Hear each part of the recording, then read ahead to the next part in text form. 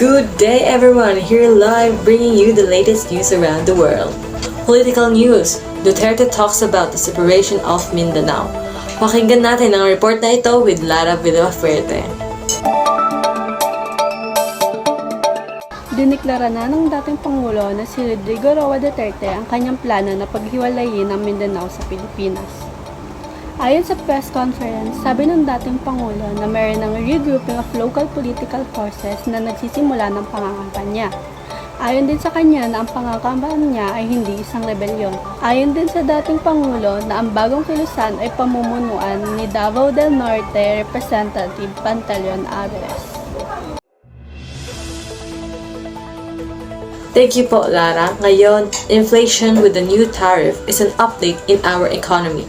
Let's hear it live with Naomi De La Cruz. Naomi? The Marcos administration in the Philippines is conducting a comprehensive review of the country's tariff policy to address distortion caused by industries that enjoy low tariffs on their output but pay high import levies on raw required for production.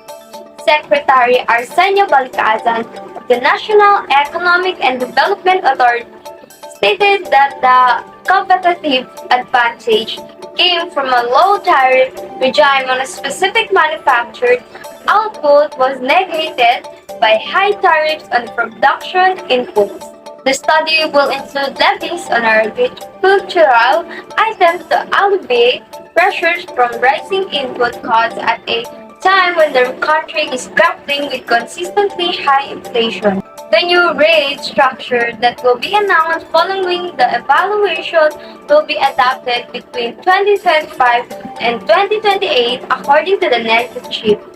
The government data showed inflation has quickened to 3.8% in April from 3.7% in March. In the back of high food and transport costs, S&P Global latest survey of the Philippines manufactured shows that production costs continue to rise in April due to higher prices of raw materials.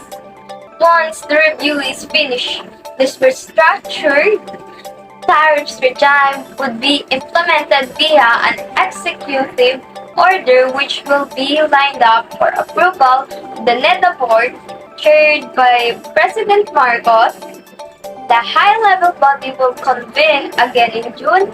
Balcazan also wants to include the tariff regime on electric vehicles, subject of separate review of a existing EO. Up news! Temperature is increasing around the Philippines. Pakinggan natin si Lorraine Gabon sa weather update in the Philippines. Weather news, alamin natin ang kalagayan ng panahon. Ngayong araw, matindi ang init dito sa Pinas. Umabot ng 46 degrees Celsius sa Birac, Catanduanes, ang pinakamataas na heat index ngayong araw. Posibleng umabot din sa ganyang kataas na heat index base sa broadcast ng Pag-asa.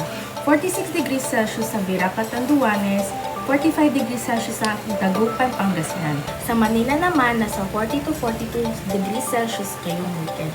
Pero kahit mainit ang paligsahan, pwede pa rin umulan gaya ng ating naranasan kanina. Shearline at easterlies ang makakaapekto sa ating bansa.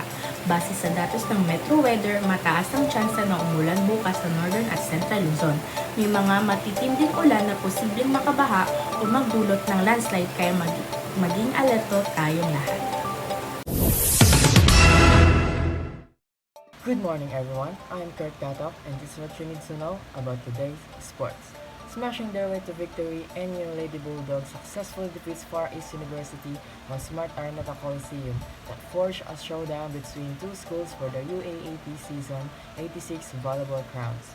The NU Lady Bulldogs are now forging their next battle with the University of Santo Tomas Crawling Tigers, who made their history by becoming the first number 4 seed in the Final Four era to reach the championship where they battle NU's Lady Bulldogs. Up next in the world of esports, The League of Legends Mid-Season Invitational 2024 enters the bracket where the 8 of the best LOL teams in the world will have their epic battle to be crowned the MSI 2024 champions. These teams are hailed as the best, starting at Team Liquid, Top Esports, Gen G, Fnatic, Bilibili Gaming, PSG Talon, G2 League, and the reigning champions, T1, from the Korean LCK League. Viral ngayon ang pagkakaroon ng sunog sa iba't ibang bahagi ng ating bansa. Katulad na lamang sa Sangal Island sa Davao del Norte, na sa kung saan 5 bahay ang nasunog. Walang nasaktan o nasawi, ngunit sa kasamaang palad, 2 aso ang nadamay sa sunog. Ang sa Barangay Bapor naman sa Masbate City, 10 bahay ang nasunog. Nadamay dito ang 2 classroom na kalapit na eskwelahan. Ayon sa PNP, ang pinagmula ng sunog ay ang cellphone na naiwang nakacharge sa isang apektadong bahay. Thank you, Miss Sarita. Now, Eunice wraps up with successful fan signing tour in the Philippines. Let's hear it from Alexis de Belen. Alexis? Narito ang balita mula sa mundo ng K-pop. Natapos na ng K-pop girl group na Eunice ang kanilang UNIS fan sign Philippine Tour sa Manila at Cebu at nagpasalamat sa mga Pilipino sa kanilang pagmamahal at suporta. Nagsimula ang fan signing event noong May 4 sa The Terraces sa Ayala Center, Cebu. Nagpatuloy ito noong May 5 sa Metro 10 Convention Center sa Pasig at natapos naman noong May 6 sa Ayala Malls Market sa Taguig. Sa kanilang post sa X, sinabi ng Eunice na maraming salamat sa mga fans sa mainit na pagtanggap sa aming tour sa Pilipinas. Idinagdag pa nila na walang duda na lubos kaming pinapahalagahan at minamahal ng aming Filipino fans. Ang energy ay sobrang wild. Nag-enjoy kami sa bawat sandali at sana makita namin kayo ng mabilis. Mahal ka namin, Pilipinas.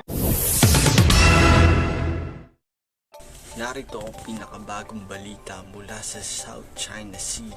Matapos sa pag-atake ng China Coast Guard sa mga sundalo ng Pilipinas at sa kanilang sasakyang pandagat, nagbibigay ng pahayag si Pangulong Ferdinand Marcos na nagsasabing magtutungo ang Pilipinas ng mga hakbang laban sa China. Sa kanyang pahayag noong Huwebes, sinabi ni Pangulong Ferdinand Marcos na hindi nila hinahangad ang hidwaan ngunit hindi rin sila magpapadala sa takot o pagsuko. Ipapalabas ng Pilipinas ang mga kontrahakbang na naaayon sa mga pangyayaring ito. Ayon sa Pangulo, nagbibigay sila ng countermeasure package na may tamang proporasyon at pag-iisip sa harap ng patuloy na panganib at agresibong aksyon ng China Coast Guard at ng Chinese Maritime Militia. Ang Pilipinas ay patuloy na nagpapatrolya at nagtatanggol sa kanilang teritoryo sa South China Sea, kung saan maraming bansa ang may mga issue at labanang teritorya. And that's it. Ayun na nga ang mga balita hatid namin ngayon. I am Raj Kumari Durla and this is 25 Oras.